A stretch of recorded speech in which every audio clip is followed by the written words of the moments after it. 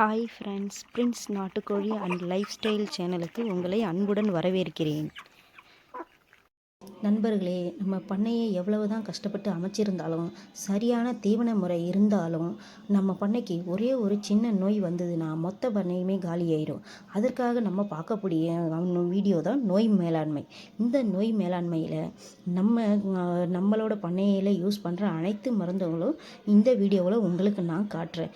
இதில் யூஸ் பண்ணுற அனைத்து மருந்துகளோட முக்கிய பங்குகளையும் தான் இன்றைக்கி நான் சொல்ல போகிறேன். முக்கியமான யூசேஜ் தான் நான் இன்றைக்கி சொல்ல போகிறேன். ஃபஸ்ட்டு நம்ம பண்ணையில் முதல் பங்கு வகிக்கிறது லிவர் டானிக். இந்த லிவர் டானிக் எதுக்கெல்லாம் யூஸ் ஆகும்னா, ஒரு நோய்வாய்ப்பட்ட கோழிகளுக்கு மிகச்சிறந்த மருந்தாகும். ஏன்னா நோய்வாய்ப்பட்ட கோழிகள் வந்து செரிமான பிரச்சனை அதிகமாக இருக்கும். அப்போது இந்த லிவர் டானிக்கை கொடுக்கறதுனால, தீவனத்தில் கலந்து கொடுக்கறதுனால லிவர் வந்து நல்லாவே பூஸ்டப் ஆகி செரிமான பிரச்சனையை சரி செஞ்சு பசியை தூண்டக்கூடிய ஒரு அற்புதமான மருந்து. இந்த மருந்தை நோய்வாய்ப்பட்ட கோழிகளுக்கு கொடுக்கறதுனால நோயிலிருந்து அந்த கோழிகள் உடனடியாகவே மீண்டுரும்.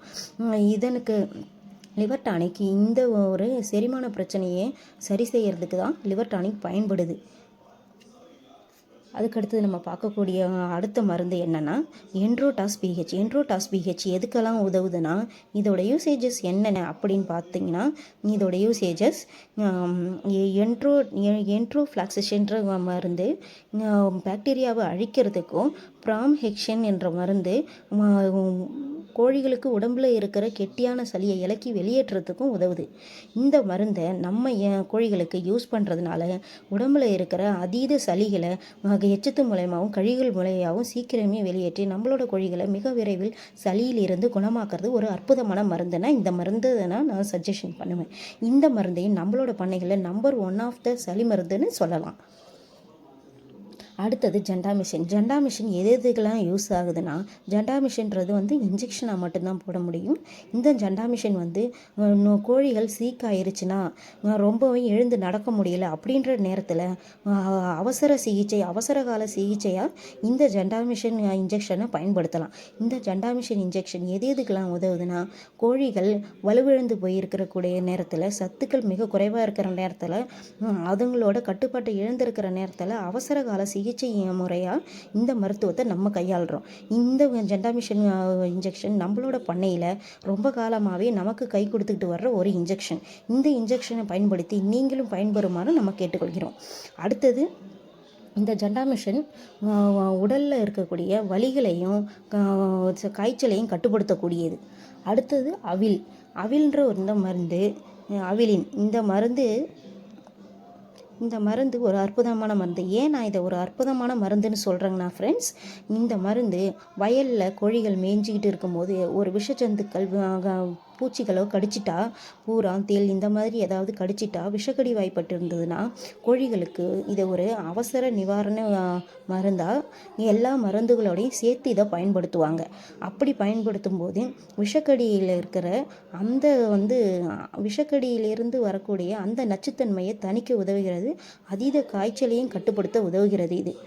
இது வந்து எல்லா மருந்துகளோட கூட்டுக்கலவையாக அதை யூஸ் பண்ணுவாங்க.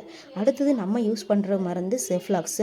எதுக்கெல்லாம் யூஸ் ஆகுதுன்னா, இது ஒரு கோழிகளோட கண்ணுக்கு போடுற மருந்து. கண் வீக்கம், கண்ணில் புற விழுந்தது, கண்ணில் நீர் வடிகிறது, இந்த மாதிரியான நிறைய பிரச்சனைக்கு இந்த செஃப்லாக்ஸ் ஐ ட்ராப்ஸ் பயன்படுது.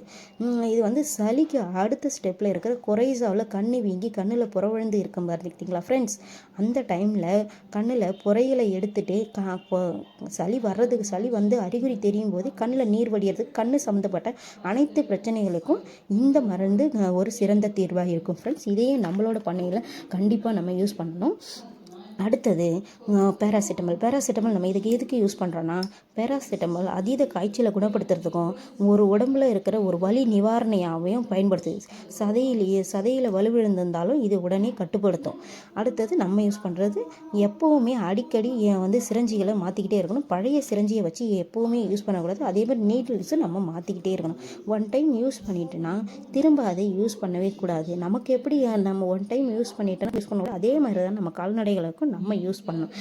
நான் சொன்ன அனைத்து தகவல்களுக்கும் உங்களுக்கு நல்ல முறையில் பயன்படும்னு நான் நினைக்கிறேன் ஃப்ரெண்ட்ஸ். நான் நம்ம பண்ணையில் யூஸ் பண்ணுற அனைத்து மருந்துகளும் இங்கே இருக்கிற அனைத்து மருந்துகளும் தான்.